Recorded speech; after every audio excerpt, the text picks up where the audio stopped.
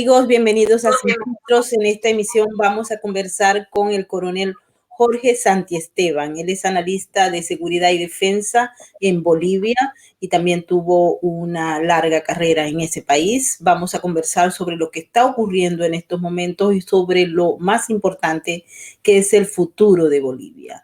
Ya hemos informado a través de este mismo programa que se han presentado denuncias de fraude electoral en las últimas elecciones que tuvieron lugar justamente este año y que nosotros tuvimos oportunidad de transmitir para ustedes. Antes de irnos con nuestro invitado, quiero pedirles que por favor se activen en el super chat. Recuerden que para nosotros es muy importante todos sus comentarios, sus opiniones, sus ideas y bueno, para seguir en esta plataforma, les pido que por favor, si les gusta nuestro trabajo, regálenos un like.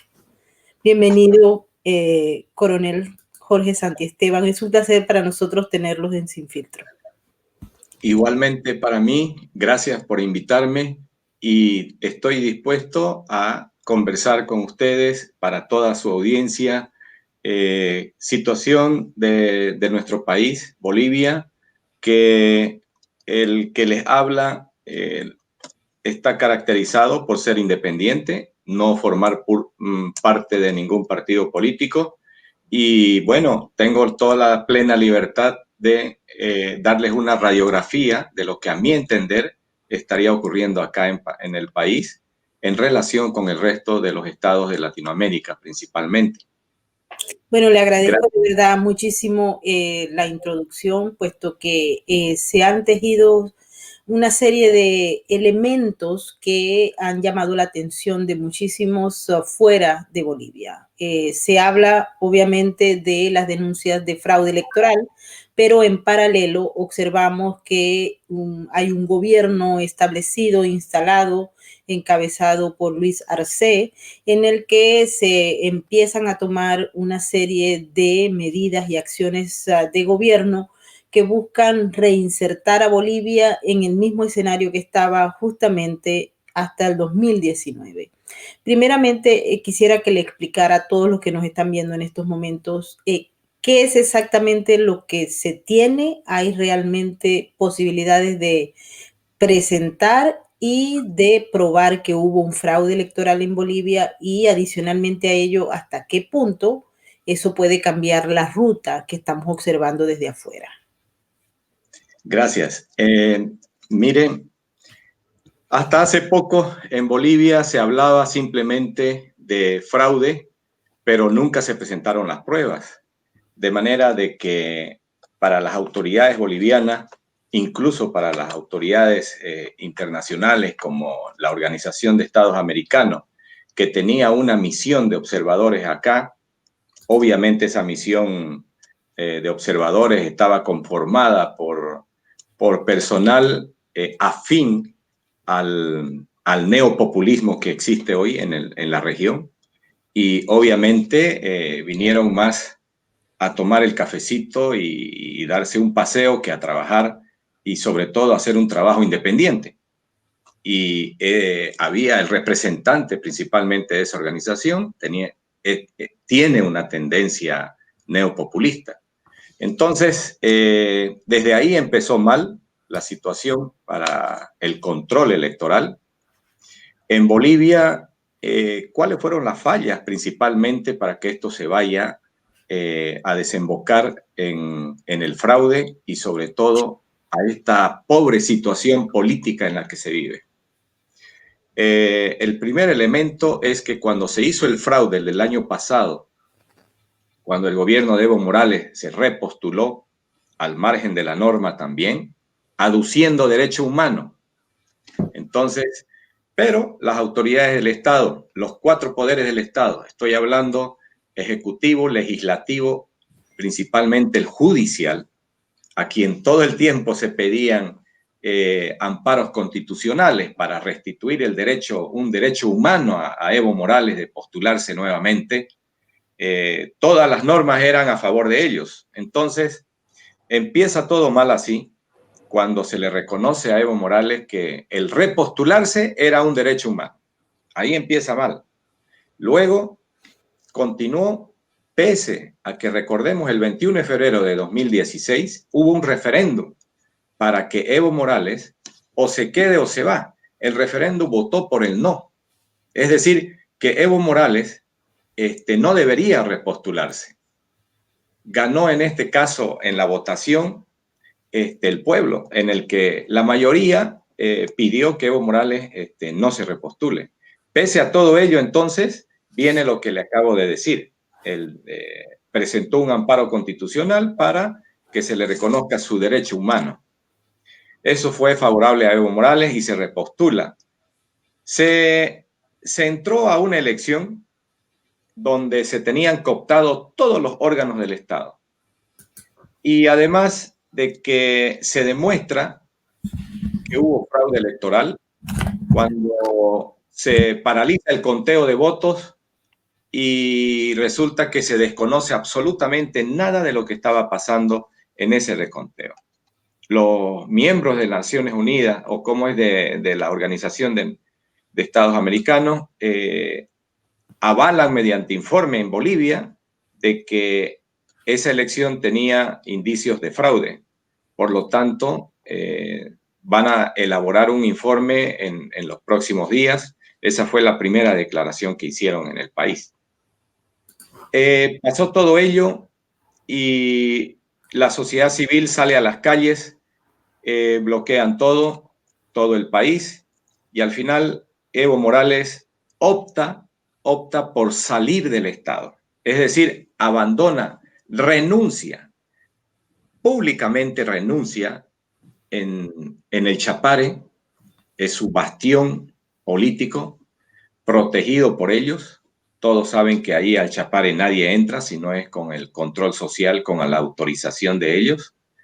Y Evo Morales opta por renunciar. Entonces, en ese momento, un político opositor, Tuto Quiroga, le da todas las facultades de garantías para que salga del país. Es así que llega el avión de México y se lo lleva a México. Entonces, continúa la situación en la que hubo un gobierno transitorio. Ese gobierno transitorio que dura un año porque no se pudo llamar a elecciones en los 3 meses que se había acordado por el asunto de la pandemia. Entonces, se presenta, además del fraude, se presenta un problema más grave que afecta no solo a la sociedad boliviana, sino a la sociedad política.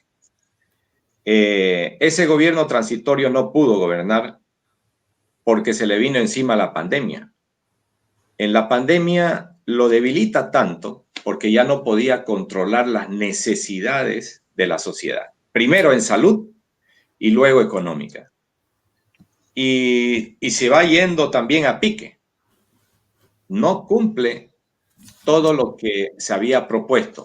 Las elecciones en 3 meses, porque se prorroga su mandato, y por otra parte empieza a emitir bonos para ayudar a soliviantar los problemas del hambre en la sociedad, principalmente en las áreas rurales.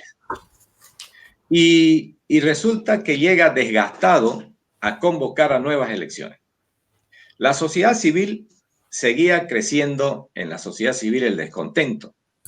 Ese descontento fue carcomiendo bastante la pobreza, el hambre y la inestabilidad, principalmente social y política.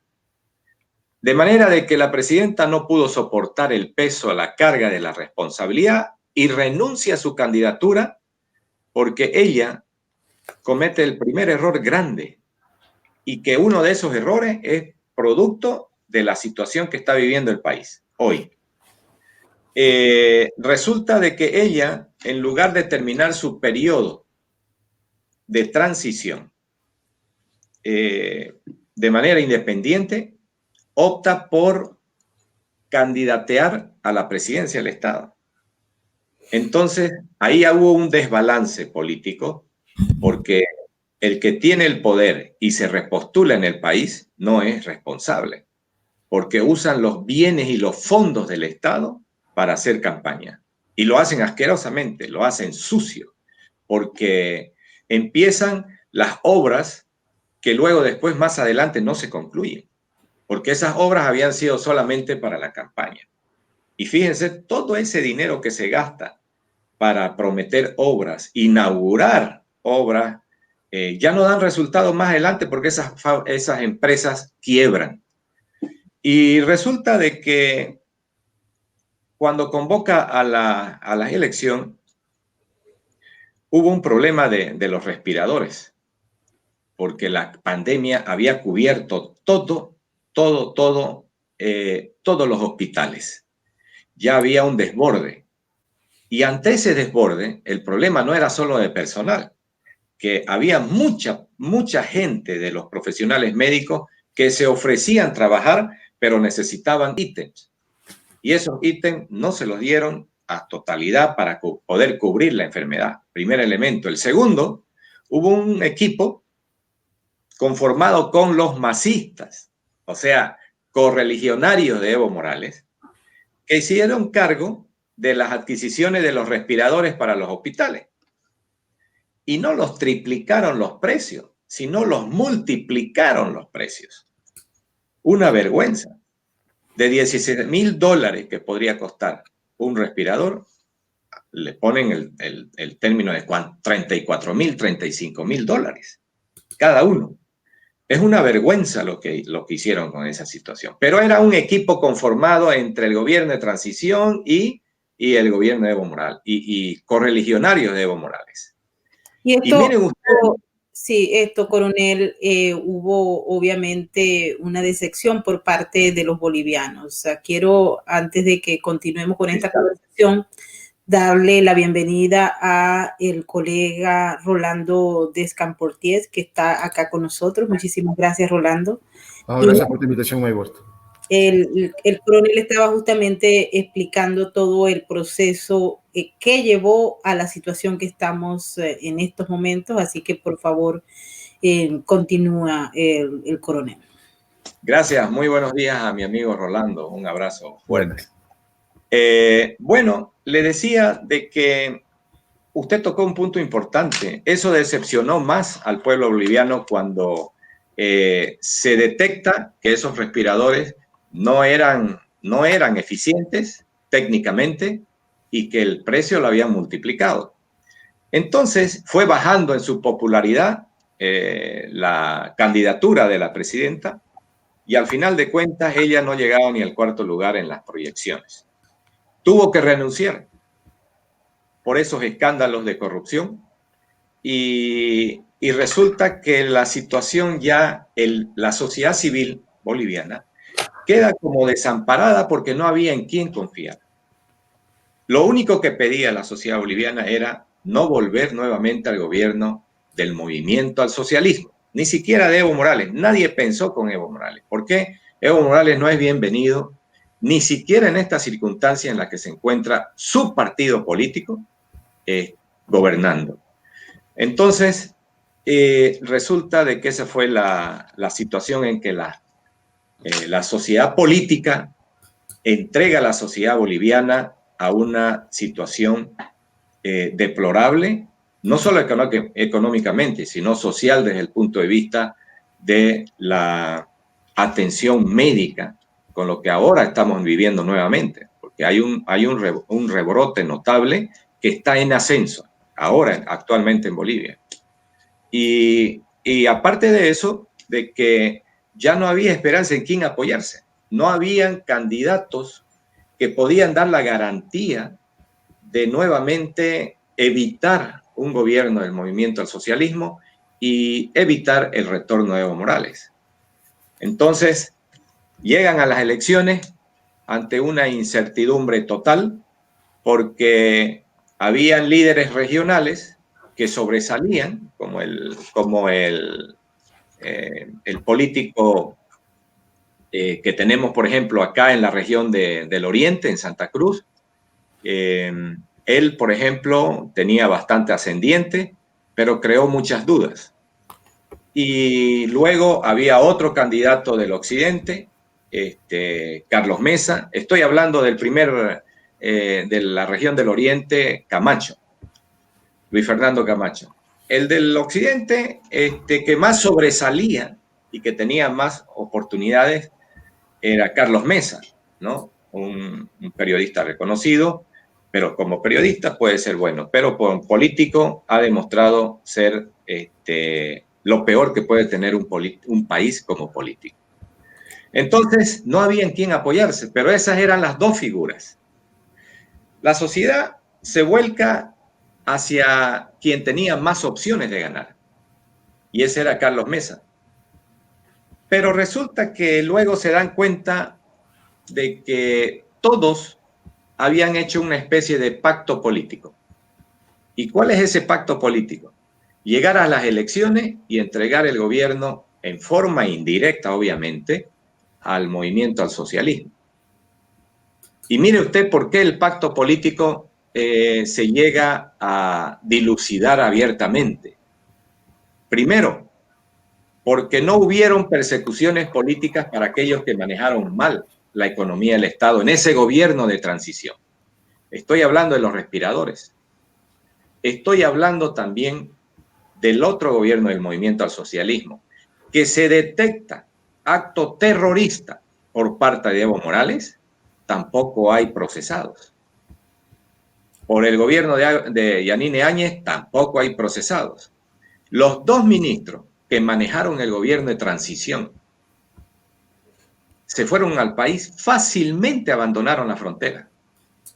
Lo mismo que sucedió con el gobierno de Evo Morales. Ni un ministro cayó, excepto Carlos Romero, que se quedó en La Paz porque tenía a su madre enferma y a los meses fallece. Esa fue la excepción, pero fue por un asunto familiar y sentimental. Por eso es que Carlos Romero no salió del país.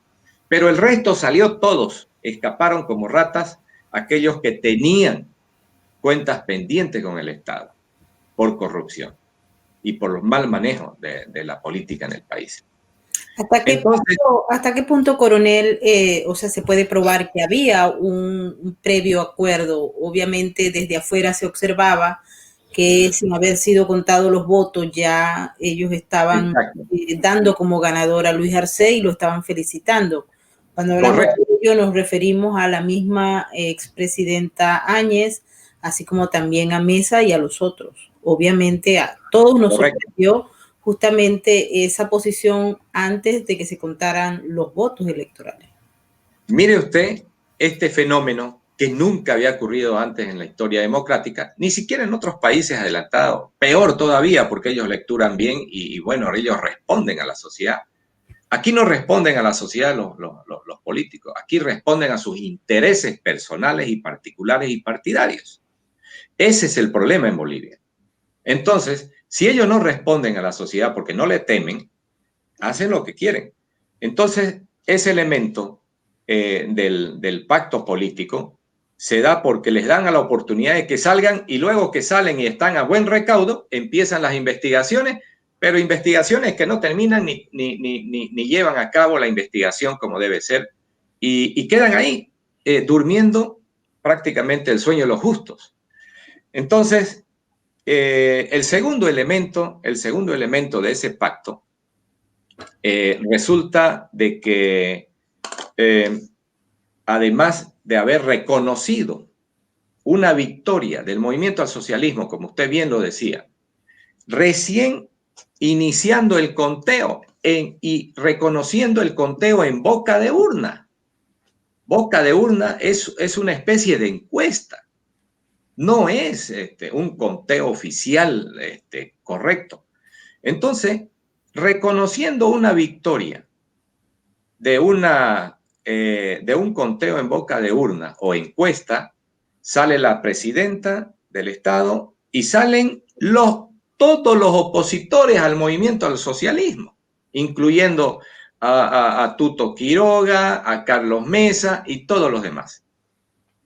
Entonces el pueblo nuevamente vuelve a frustrarse en sus aspiraciones democráticas, porque lo que quería la sociedad boliviana era que se haga justicia con el voto que él iba a depositar, porque el engaño no era la clase política, el engaño es al ciudadano que va y vota, al ciudadano que hace fila durante 2, 3 horas.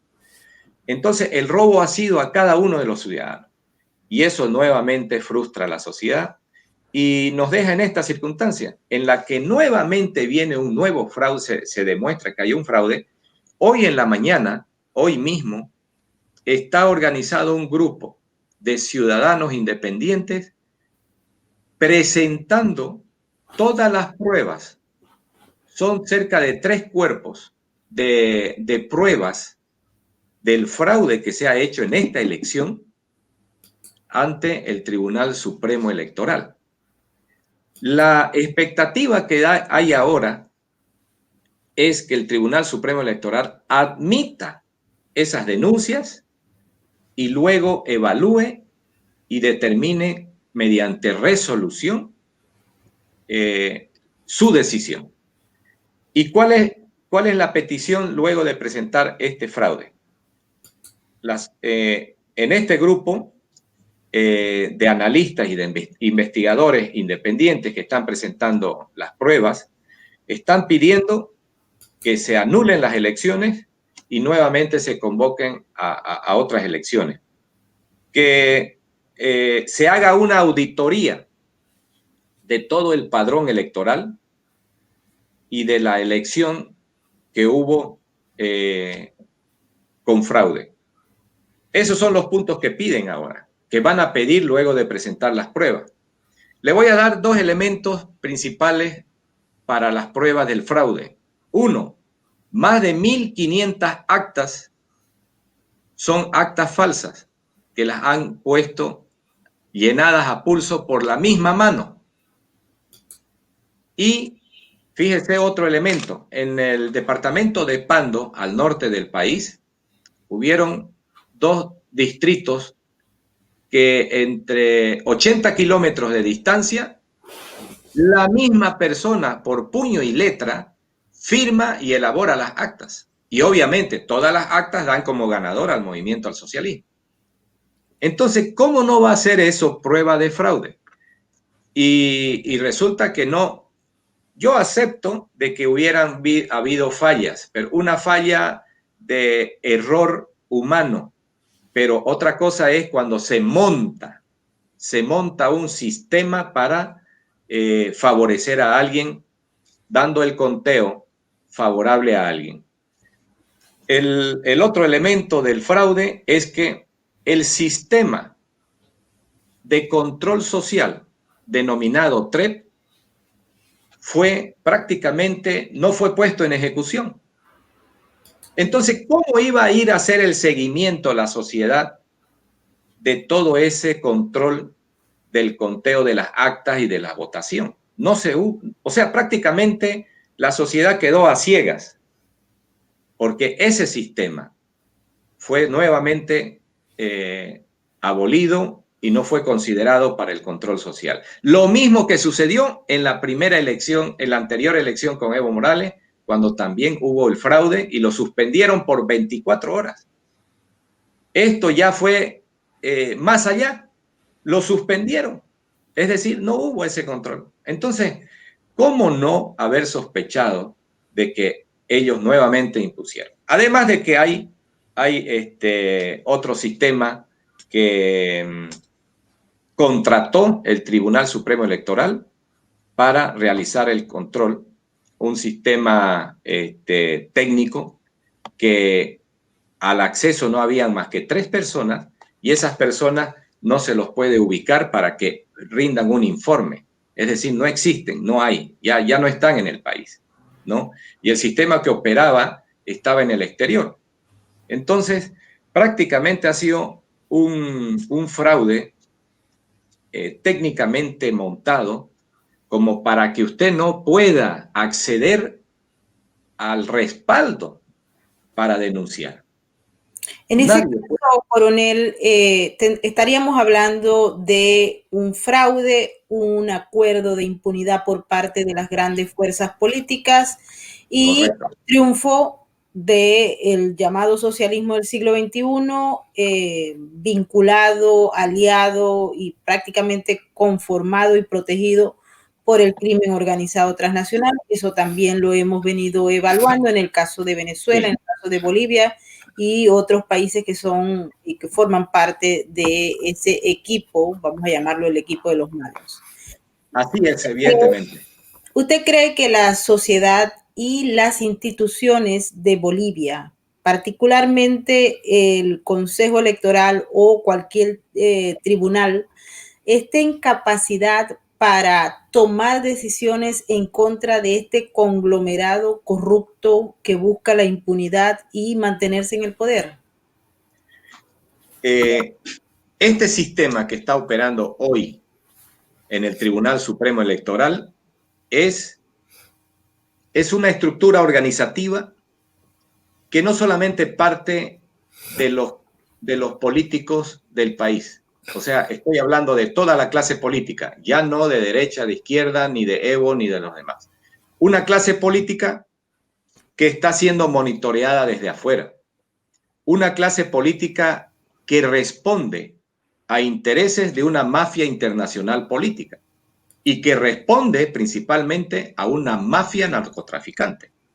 Porque aquí en el país se juegan intereses no solamente de orden político, sino también de orden económico, con la droga que podríamos decir, se fabrica, se elabora en el país, y además con la droga que está de paso por el Perú hacia otros países del continente americano y más allá todavía europeo. Entonces, esas dos mafias tienen prácticamente acorralados a los políticos bolivianos que están conduciendo al país, para controlar un negocio rentable a nivel internacional, porque no piensan dejarlo fácilmente, y por otro lado, manejar el país a sus intereses, porque las materias primas y los alimentos en los países de Europa, del norte y de todas partes no son suficientes para la sobrepoblación que está ocurriendo. Es por eso el problema también de la pandemia. Entonces, se elimina gente porque prácticamente lo que se consuma a diario no abastece. Ahora bien, hay que tomar en cuenta de que Bolivia es un país en el que todo tipo de experimentos hacen desde afuera. Y empezamos con la constitución que hoy estamos empleando, que vinieron los españoles a recomendar, entre comillas, una nueva situación política y que obviamente lo hicieron con nosotros. Les dio resultado porque se agarraron de aquellos elementos como la característica de Evo Morales, el hombre maltratado, el hombre discriminado, y bueno, además era la clave política para desarrollar el neopopulismo que ahora estamos practicando en el país. Pero acá en Bolivia quiero que tomen en cuenta lo siguiente. Hay un enclave de territorio en el que no entra nadie que no tenga, es decir, autorización. Es un enclave territorial en el que la presencia del Estado no entra. Y ahí le aseguro que muy pocos conocen qué es lo que ocurre al interior. Si bien no se ha manifestado una especie de guerrilla, es porque ellos no se van a hacer guerrilla entre ellos. Es decir, un gobierno que apoya y que incrementa la cantidad de cocales en el país. Y además otro gobierno de transición que intenta erradicar y no puede entrar para erradicar, producto de eso, ha aumentado cerca del 20% de los sembradíos de coca a la actualidad en menos de 12 meses. Imagínense esa gran, enorme cantidad que ha crecido. Y esto lo reconoce el ministro de gobierno actual. Pero este ministro actual lo reconoce como una inoperancia del gobierno de transición. Entonces, claro, él no puede ir a erradicar esos excedentes porque si no, las 6 federaciones le caen encima. Pero eso no es nada. Que el líder de todas esas federaciones es el senador más importante del movimiento al socialismo. Entonces, ¿cómo voy yo a aplicar políticas de erradicación si yo soy el que vengo en representación de ellos? Entonces, esto se va a poner sumamente grave desde el punto de vista del cumplimiento de obligaciones internacionales de Bolivia con otros estados, principalmente con los Estados Unidos. Pero hasta aquí todavía nosotros vamos en un problema político en el que no hay derechas ni izquierdas, sino es un problema de una mafia política que está controlando los estados. Y entre esos estados ya está Bolivia incluido. Y eso es lo que apena. Y yo le aseguro una cosa.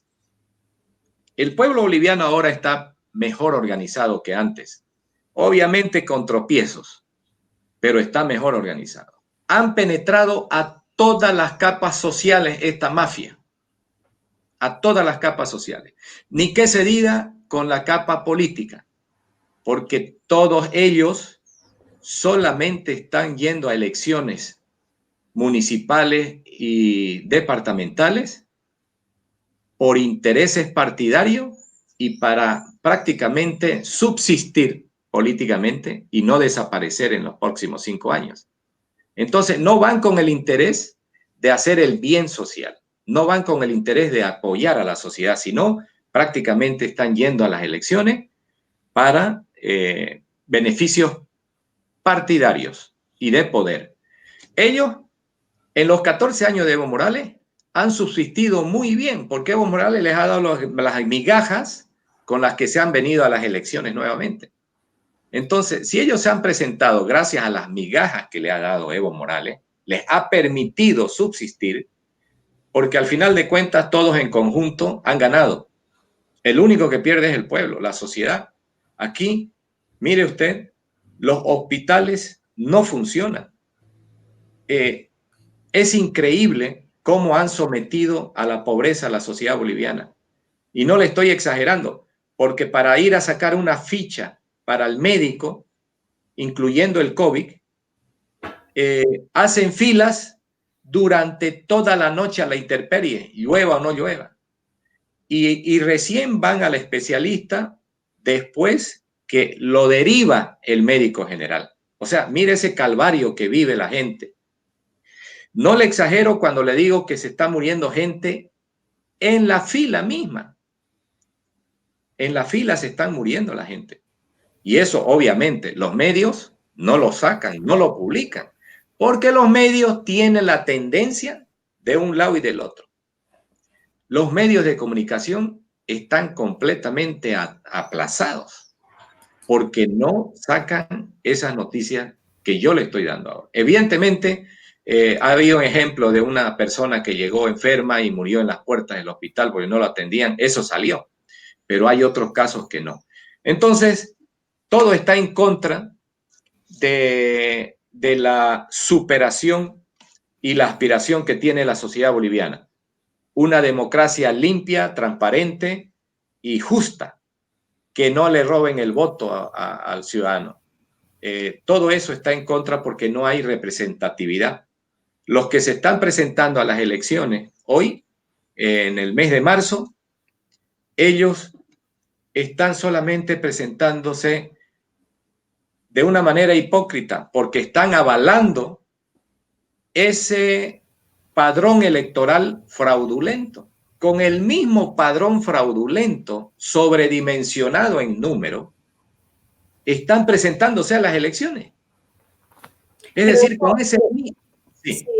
Disculpe, coronel, y no sé si Rolando quiere aportar algo. Esas elecciones, los candidatos que están siendo postulados en estos momentos corresponden justamente a estos mismos grupos políticos. Va más allá, inclusive, acotando lo que dice Jorge, una persona que admiro mucho, respeto mucho. A ver, está el tema de la reserva, supuesta reserva moral de la ciudadanía, que eran las plataformas ciudadanas. El 80% de los activistas que luchaban o luchamos todavía, ¿no?, por el tema de la democracia, el 80% se decantó políticamente en la elección del 2019, el 80%. Yo recuerdo que habían reuniones de líderes de Plataforma Ciudadana donde acordamos que no entraríamos en política hasta que no estemos seguros que había una democracia plena.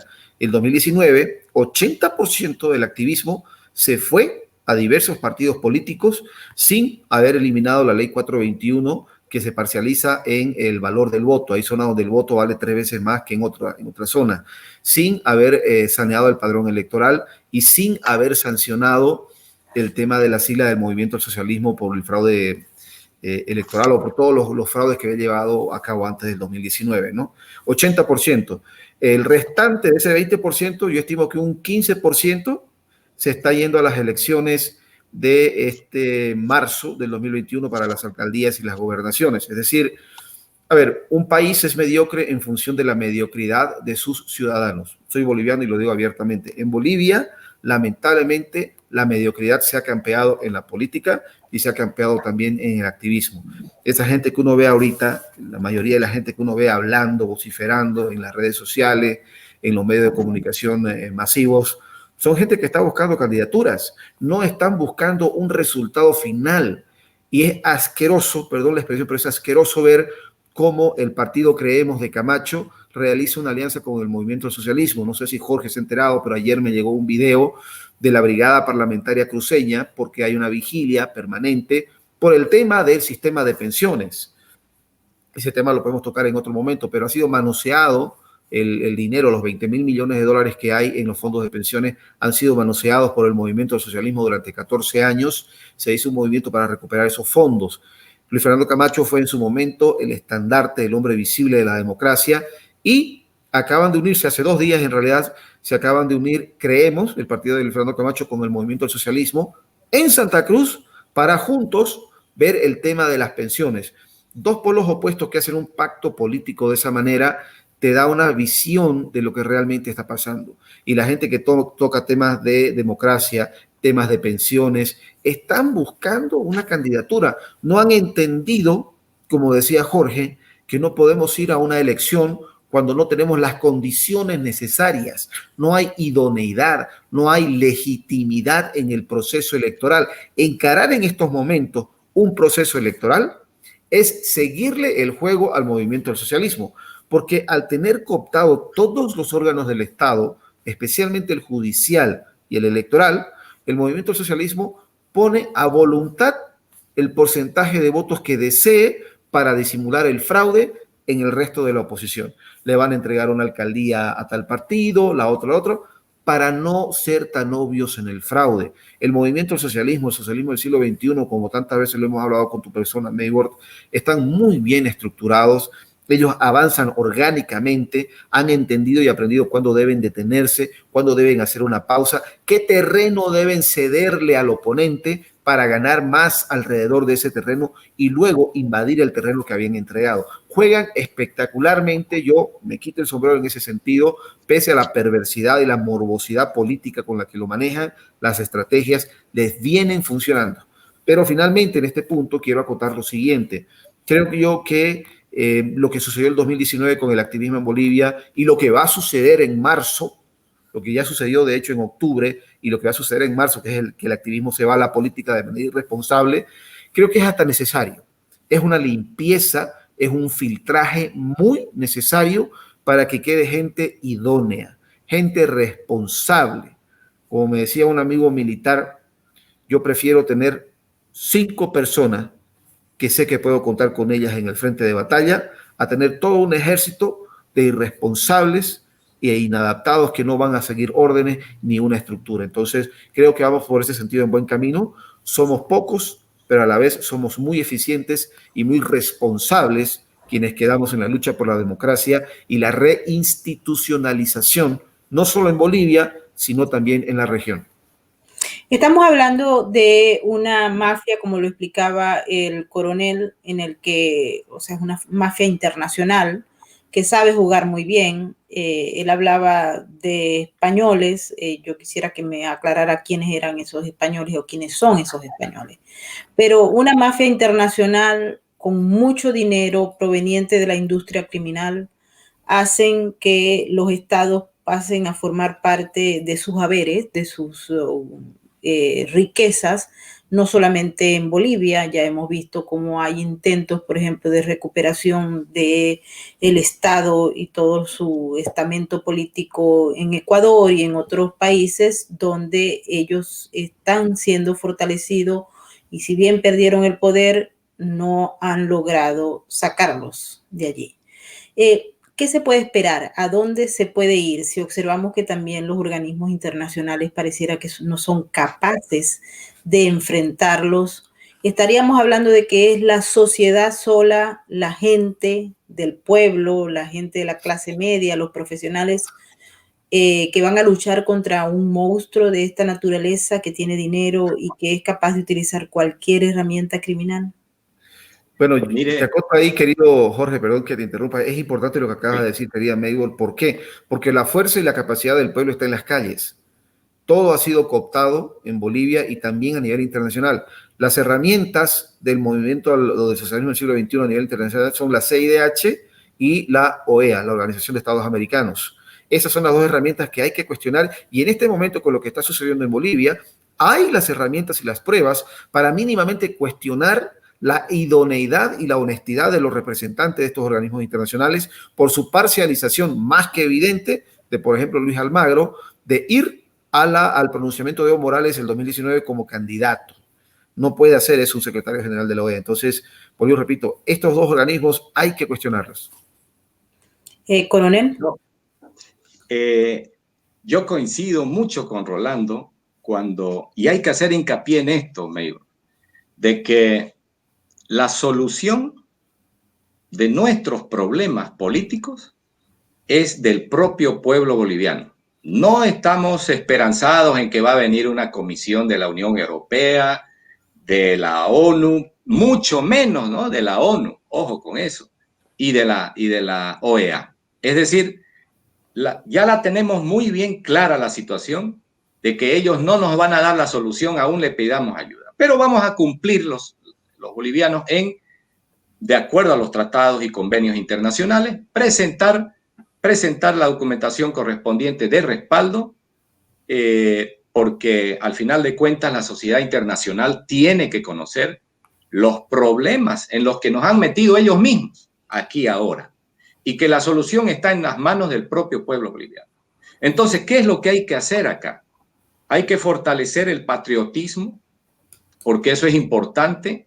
Si yo no amo a mi familia, si yo no amo a la sociedad con la que estoy conviviendo y no aprecio todo lo que hay dentro de nuestra frontera, nuestras riquezas, nuestro territorio, hablando geopolíticamente, nadie lo va a hacer por nosotros.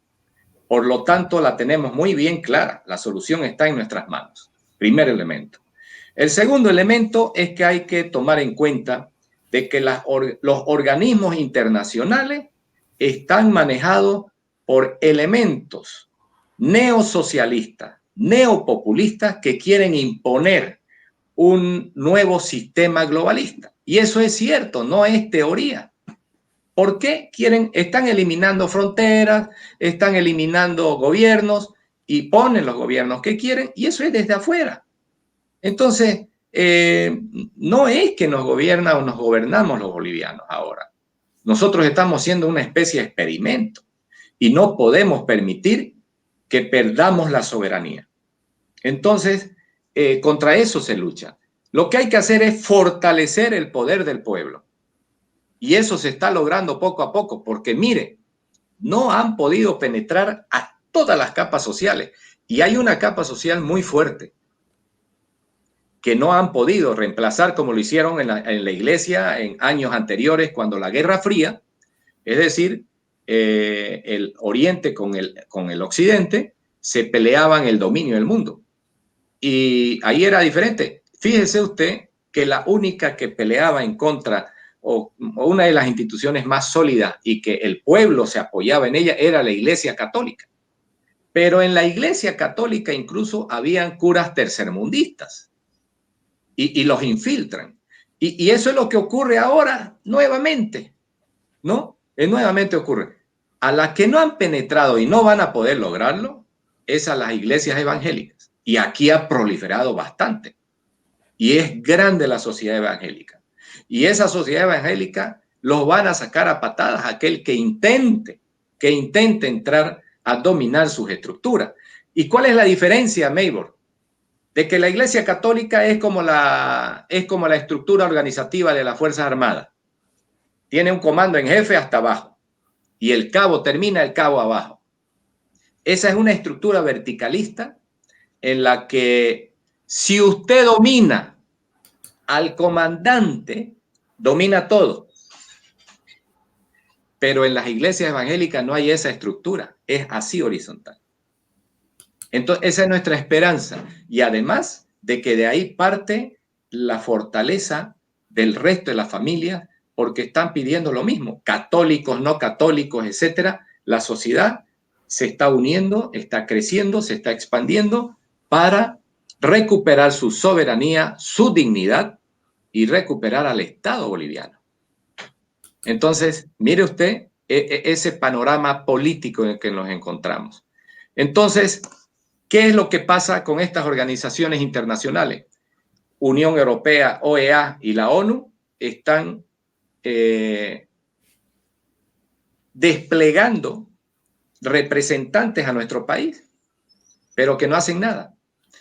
Y más bien al contrario, apoyan el fraude, apoyan lo malo, apoyan a un gobierno fraudulento, apoyan a un gobierno que no debió entrar porque esa sigla debió de ser anulada en cuanto al primer fraude del año pasado. Pero se postularon de nuevo y ¿sabe qué?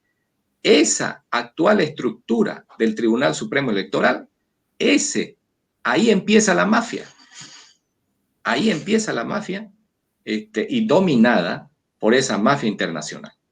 Entonces, los partidos políticos y los opositores, supuestamente denominados opositores, se han prestado a este juego y le han dado la espalda a la sociedad boliviana. Esa es la situación en la que nos encontramos ahora, pero que tengan bien seguro lo siguiente, de que no han bajado los brazos los bolivianos y no se han entregado. La lucha sigue y lo peor que vienen, días por delante, muy difíciles en el ámbito económico, días muy difíciles en la cuestión de la salud. Hoy está empezando el rebrote a subir y no es fantasía. Hay mucha gente en los hospitales que están prácticamente con el COVID y más fuerte que el anterior. Y mire, las estadísticas que salen a diario para informar de que hay 50, 100, 200, hay que multiplicarlos también, porque no todos los casos están dándose a conocer.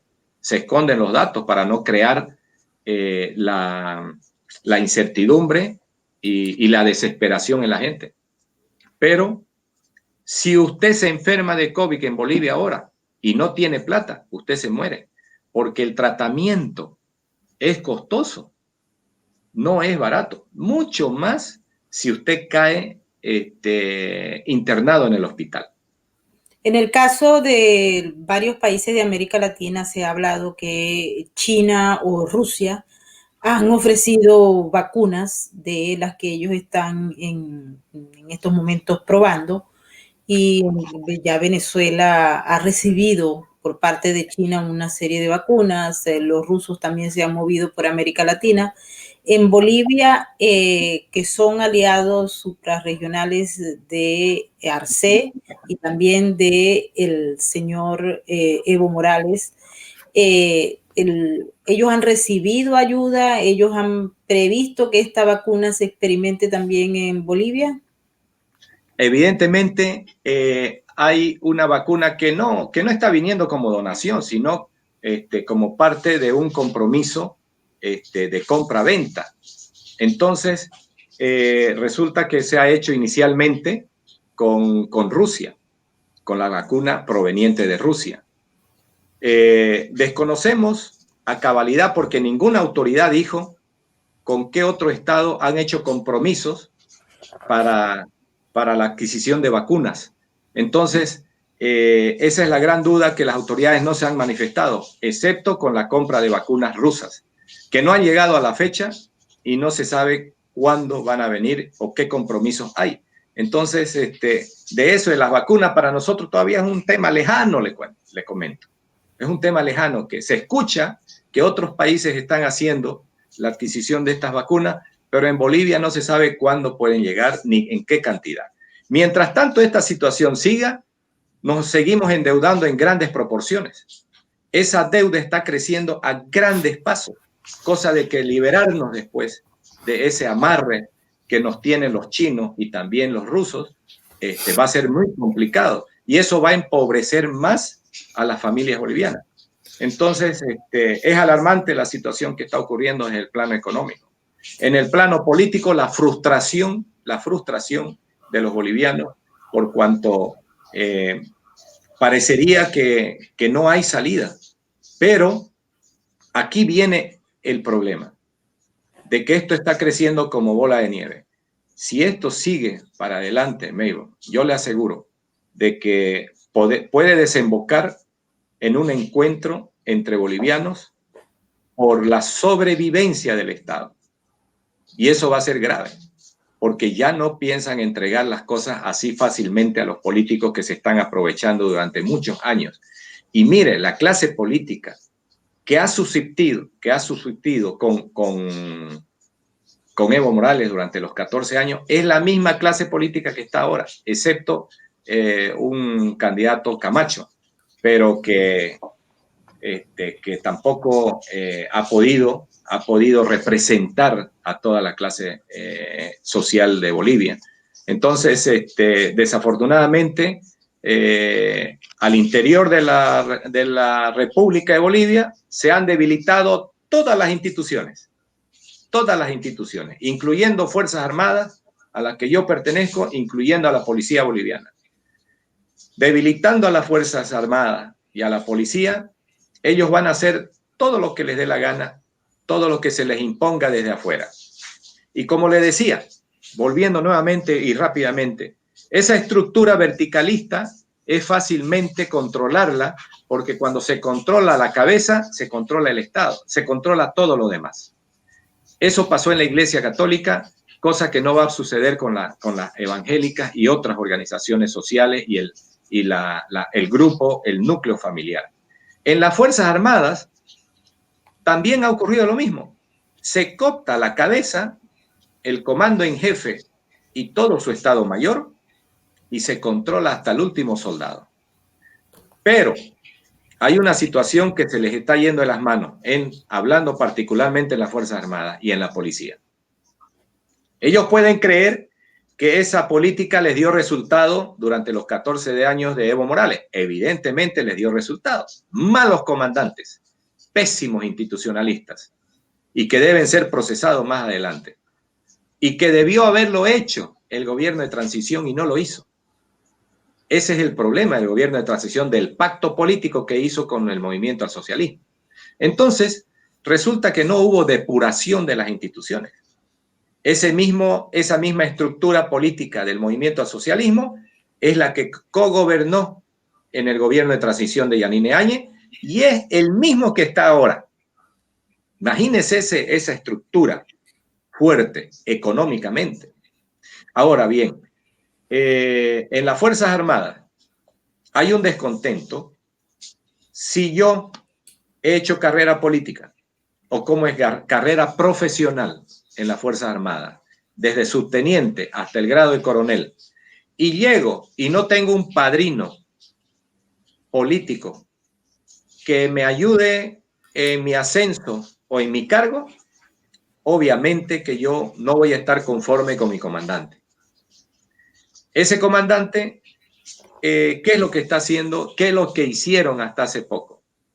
Al dedazo ascendían, les daba el ascenso a general y al dedazo ponían encargos importantes, lucha contra el contrabando, control de las áreas de la fuerza de tarea que radica Cocales en el Chapare, que de ahí saltan a ser comandantes de las Fuerzas Armadas, mientras que el resto de los subalternos viven con su salario mínimo, viven en las fronteras y van acarreando a sus familias por todas partes. Y llega el momento en que tengo que tener yo el cargo y el ascenso, no lo tengo. Entonces eso frustra a la gente también.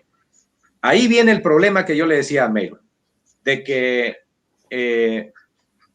los mandos medios para abajo no tienen garantías de llegar y terminar y culminar su carrera con honestidad y que se le retribuya en base a sus méritos. No lo hacen y ellos saben que no hay garantías. Por lo tanto, no están conformes con el mando.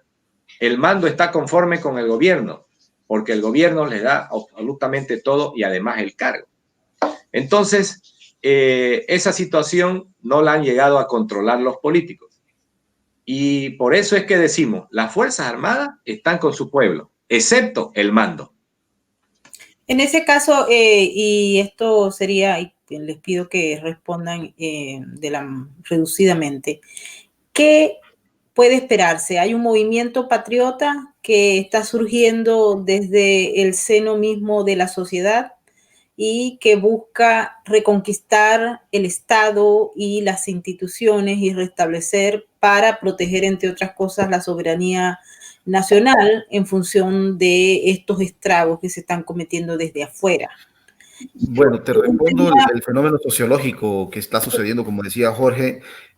Mucha gente lo ha manifestado, hay un vacío de representatividad política en Bolivia, es un caos desde el punto de vista político, pero es un caos necesario, porque esta vez el pueblo no está aceptando que las élites políticas agarren protagonismo a costa del pueblo. El pueblo se está levantando esa conciencia poco a poco y de ahí, sea de las iglesias evangélicas, de la ciudadanía organizada, van a salir los nuevos líderes. Entonces, este caos, esta falta de representatividad que se está dando en Bolivia, pareciera ser el mecanismo para cortar el nexo de la politiquería entre los líderes populistas y esa necesidad que tiene el pueblo de que las cosas funcionen, de tener un país que funcione. Es lamentable la crisis económica y social que vamos a enfrentar, porque la crisis económica bien puede llevar a un enfrentamiento entre bolivianos para que el país funcione, pero pareciera que es lo necesario, profundizar el caos, profundizar la crisis, para que eso lleve a la ciudadanía a realmente reflexionar a quién y cómo deben apoyar como líder para que funcione el país. En el tema económico, brevemente, el socialismo funciona de la siguiente manera: quiebran la economía, revientan el país para entregar algún recurso natural a la potencia que ellos eligen. En el caso de Bolivia es muy evidente ya el tema del litio. 45% de las reservas mundiales de litio están en Bolivia. Están quebrando la economía para justificar la venta de esos recursos naturales a precio de gallina muerta a la potencia que sea, China, Rusia, Estados Unidos, a lo que sea, con tal de ellos ganar en ese negociado, ganar esa coima, como le decimos acá. Entonces, se viene, pareciera que es inevitable, pero también pareciera que es necesario semejante crisis y semejante caos para que la ciudadanía reflexione.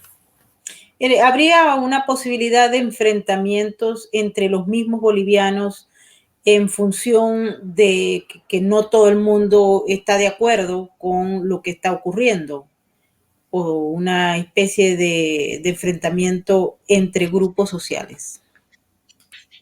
Jorge, le dejo la respuesta. Ya, gracias. Tomemos en cuenta cuáles son esos grupos en conflicto. Hay que tomar en cuenta que el movimiento al socialismo tiene aproximadamente un 30% básicamente de gente afín y leal. Un 30% mínimo. No creo supera más allá. Pero el resto de la sociedad civil estamos hablando del 70%. Sin embargo, lo que hay que hacer notar es con qué cuentan ahora los medios, con qué cuentan esos grupos. Ese grupo del 30% cuenta con el poder político y cuenta con el poder económico y el narcotráfico y todas las mafias habidas y por haber. Es poderoso hablando en medios materiales. En fuerza numérica, el pueblo es el 70%. Pero hay un elemento dos elementos que yo considero que hay que explotar para poder fortalecer el poder del pueblo. Uno es el sentimiento patriótico de las personas, el sentimiento y el amor por el país propio, y que lo hace por convicción y no lo hace pagado como lo hace el otro bloque, y no lo hace por intereses particulares como el otro bloque. Uno, el sentimiento patriótico, el sentimiento nacionalista y el sentimiento de amor propio por su país. El otro elemento que es importante es que las Fuerzas Armadas y la policía, llegado el momento, no se van a ir al 30%, se van a ir al 70%. Entonces, y aún más allá, si aparecen liderazgos con ese mismo sentimiento del pueblo que surja de ahí, descartando ambiciones políticas, yo le puedo asegurar que la balanza se puede inclinar favorablemente hacia la sociedad boliviana. Por eso es que yo siempre hablo de fortalecer el poder del pueblo a través de esos mecanismos. Y nos puede llegar a una situación de enfrentamiento entre esos dos bloques. Pero no creo que pudiera haber un enfrentamiento de largo aliento, sino esto puede ser como lo que ocurrió el año pasado, relámpago de unos días, y la situación nuevamente se pueda controlar. Pero esto, los políticos no lo van a poder controlar si esto llega a desembocar, porque ellos ya no cuentan cuando la gente está en la calle.